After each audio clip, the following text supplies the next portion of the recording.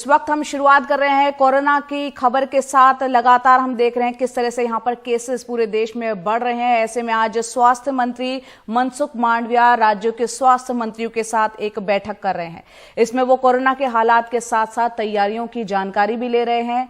कई राज्यों में लगातार बढ़ रहे कोरोना के मामलों को लेकर केंद्र सरकार अलर्ट मोड पर है। आपको बता दें कि देश में बीते 24 घंटे में 6050 नए कोरोना के केस आए हैं, जबकि 13 मरीजों की मौत हुई है। अब एक्टिव केसेस 28,303 हैं। वहीं रोजाना संक्रमण दर बढ़कर 3.39% तक हो गई है। महाराष्ट्र में 24 घंटे में कोरोना के 800 से ज्यादा नए केस मिले हैं। वहीं एक्टिव मामलों की कुल संख्या 4000 को पार कर गई है। मुंबई में 24 घंटे में 216 नए केस सामने आए हैं, जबकि एक मरीज की यहां पर मौत भी हुई है। फिलहाल मुंबई में कोरोना के 1268 एक्टिव मामले हैं और पॉजिटिविटी रेट 14% है। राजधानी दिल्ली की बात करें तो यहां पर 24 घंटे में 606 नए मामले सामने आए हैं और एक मरीज की जान गई है, जबकि दिल्ली में पॉजिटिविटी रेट इस वक्त 16.98% यानी 17% तक हो चुकी है। और इस वक्त हमारे सहयोगी परिमल कुमार हमारे साथ जुड़ रहे हैं ज्यादा अपडेट के साथ। परिमल, यहाँ पर केंद्रीय स्वास्थ्य मंत्री तमाम राज्यों के स्वास्थ्य मंत्रियों के साथ इस वक्त बैठक कर रहे हैं। बताएं उस बैठक में क्या कुछ चल रहा है और साथ ही 13% का उछाल कोरोना केसेस में, क्या ये एक बेहद चिंता की बात है या कह सकते हैं कि बहुत अलर्ट हो जाने की जरूरत है?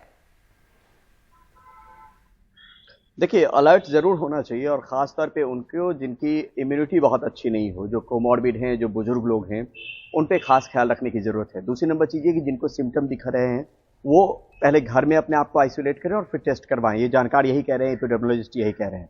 जहां तक चिंता की बात है तो किसी लहर से कोई इनकार कर रहा है कि कोई लहर आएगी, और इसको दो मायनों में देखना चाहिए। पहला हॉस्पिटलाइजेशन और दूसरा डेथ्स के जो मामले हैं उससे जोड़ के देखा जाना चाहिए, क्योंकि मामले जब तक वायरस है तब तक मामले आते रहेंगे, कभी बढ़ता रहेगा कभी घटता रहेगा, क्योंकि वायरस एक बार जब दाखिल हो जाता है तो वो जाता नहीं है। हमारी इम्यूनिटी उस तरीके से हमें बनानी होती है जिससे वायरस से लड़ाई हो सके। तो ये लोगों को समझना पड़ेगा, क्योंकि हर वेरिएंट के साथ नजर और निगरानी सरकार और राज्यों को तो रखनी है, लेकिन लोग बहुत ज्यादा चिंतित नहीं हो, पैनिक में नहीं आए, ये बताना बहुत जरूरी है।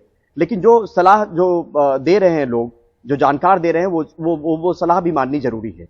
अब रही यहाँ पर तमाम राज्यों के स्वास्थ्य मंत्रियों से जो बात हो रही है उसमें 2-3 बिंदु बहुत अहम है। पहला तो ये कि उन राज्यों पे खास तौर पे ज्यादा नजर है जहां पे ज्यादा मामले रिपोर्ट हो रहे हैं, और साथ में इस बात को लेकर भी तस्दीक करने की कोशिश हो रही है कि हॉस्पिटलाइज जो मरीज हो रहे हैं वो कितने क्रिटिकल हैं, उनको कितनी सीवियरिटी हो रही है, कितनी ऑक्सीजन की जरूरत पड़ रही है, या किस तरह के मामले हैं उन मरीजों के, वो भी समझने की कोशिश है।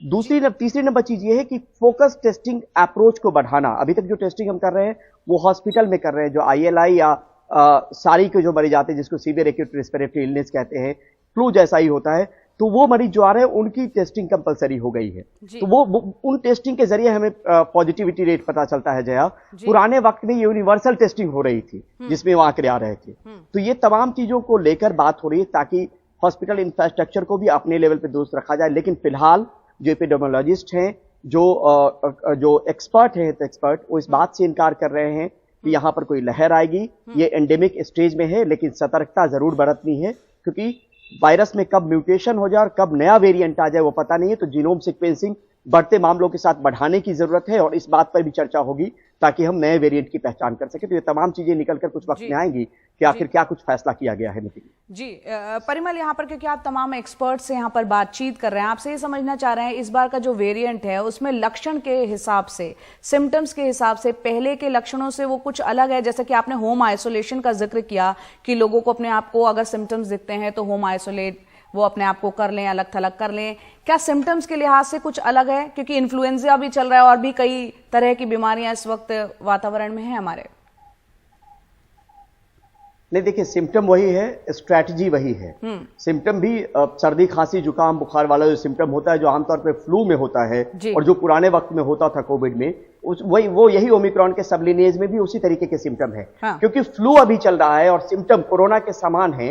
यही बड़ी वजह है कि ये सरकार ने निर्देश दिया था, केंद्रीय स्वास्थ्य मंत्रालय, कि हॉस्पिटल में जो लोग भी सर्दी खांसी जुकाम के मरीज आए, फ्लू के पेशेंट्स आए, सारी या ILI के पेशेंट्स आए, उनकी कंपलसरी टेस्टिंग होनी चाहिए ताकि हमें यह पता चले कि ये फ्लू है या वाकई इसमें कोरोना का संक्रमण हो गया है। तो संक्रमण को लेकर बहुत डरने की जरूरत नहीं, हॉस्पिटलाइजेशन भी उस हिसाब से नहीं बढ़ाया जाए और लोगों को एक भरोसा देने की भी जरूरत है, क्योंकि वो बहुत ज्यादा पैनिक ना करें। लेकिन एहतियात बरती है, बार बार जोर मंत्रालय भी डाल रहा है, एक्सपर्ट भी कह रहे हैं, और हमारे तरफ से भी यही कहने की बात होनी चाहिए कि वो अपने आप को थोड़ा सा सतर्क जरूर रखें। अगर इस तरह के सिम्टम है तो आइसोलेट करने, क्योंकि अगर घर में एक आदमी बीमार होगा, उसको सर्दी खांसी जुकाम होगा, तो बाकी लोग संक्रमित हो सकते हैं, और कहीं वो कोरोना हो गया तो फिर वो दिक्कत है।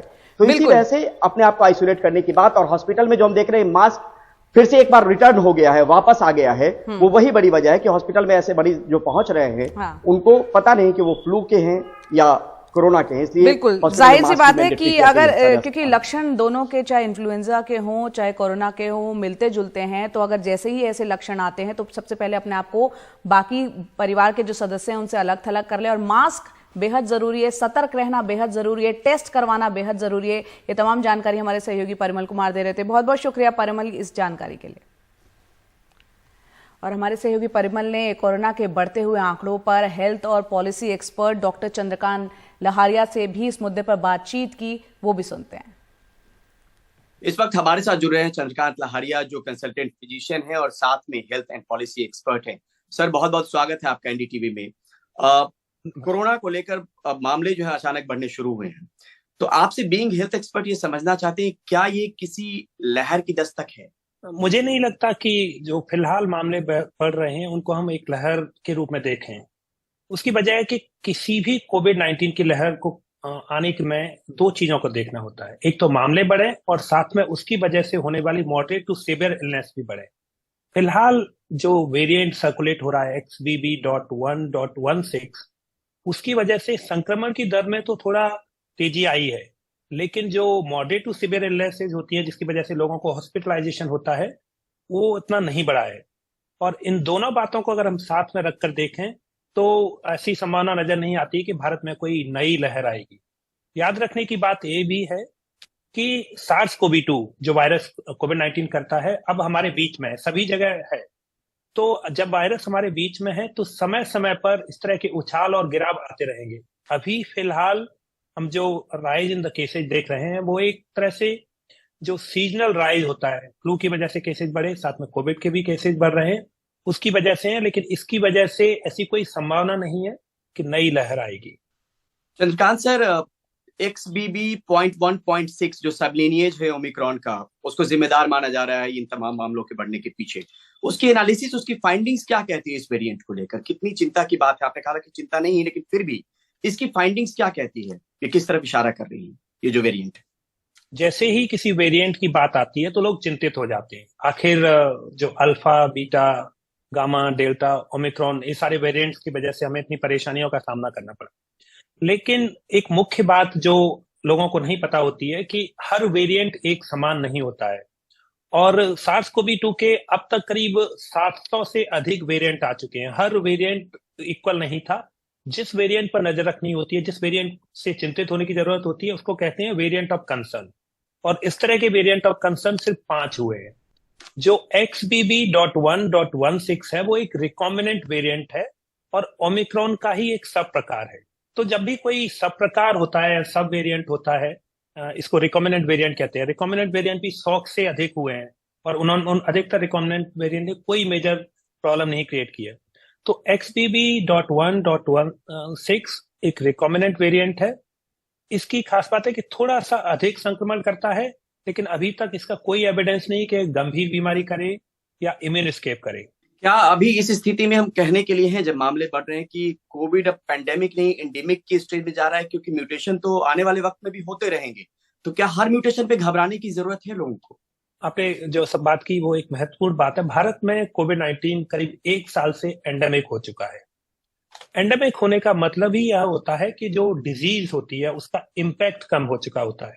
पेंडेमिक कहने का मतलब है कि उसका सोशल इम्पैक्ट होता है, जो कई सारे लोग एक साथ बीमार पड़ते हैं, उससे आम जनजीवन प्रभावित होता है। तो भारत में 3 लहरों के बाद, ओमिक्रॉन के आने के बाद कोविड एंडेमिक हो चुका है। एंडेमिक होने का मतलब यह नहीं है कि केसेस 0 हो जाएंगे। एंडेमिक का मतलब होता है कि वायरस हमारे आसपास रहेगा और समय समय पर उसमें उछाल और गिराव होते रहेंगे, लेकिन बीमारी का इम्पैक्ट कम हो जाएगा। साथ ही दूसरी बात याद रखने की यह है कि दुनिया में पेंडेमिक हो सकता है, लेकिन उसका मतलब यह नहीं कि हर देश में पेंडेमिक होगा। कुछ देशों में एंडेमिक भी बीमारी हो सकती है, जो भारत में स्थिति है। तो भारत में कोविड-19 एंडेमिक है। सर, लगातार बैठकों का दौर चल रहा है। हमने देखा इंपावर्ड ग्रुप की बैठक हो रही है, केंद्रीय स्वास्थ्य मंत्री आज राज्यों के स्वास्थ्य मंत्री से मिल रहे हैं। तो ये बैठकों को लेकर लोगों को क्या समझना चाहिए? क्या वाकई मामला इतना गंभीर होगा कि बैठकों का दौर चल रहा है? अगर हम वैश्विक रूप में देखें तो कोविड के मामले अभी भी सारी दुनिया में फैल रहे हैं, और पिछले 3 सालों में जो चुनौतियां का हमने सामना किया, तो उसमें सरकारों का अलर्ट रहना एक आम बात है। तो ऐसे में अगर केसेज की केसेज बढ़ते हैं, तो यह सरकारों की जिम्मेदारी है कि वो हाई लेवल मीटिंग्स करें, चाहे केंद्र सरकार हो, राज्य सरकार है। लेकिन लोगों को इससे अधिक मीनिंग नहीं निकालना चाहिए। यह एक आम प्रक्रिया है। राइज इन द केसेज किसी भी सरकार को अलर्ट करने चाहिए, और सरकार उस प्रक्रिया को रिव्यू करती है, तो एक अच्छी बात है। बल्कि लोगों को चिंतित होने की बजाय इससे आश्वस्त होना चाहिए कि सरकारें उस पर नजर रखे हुए हैं।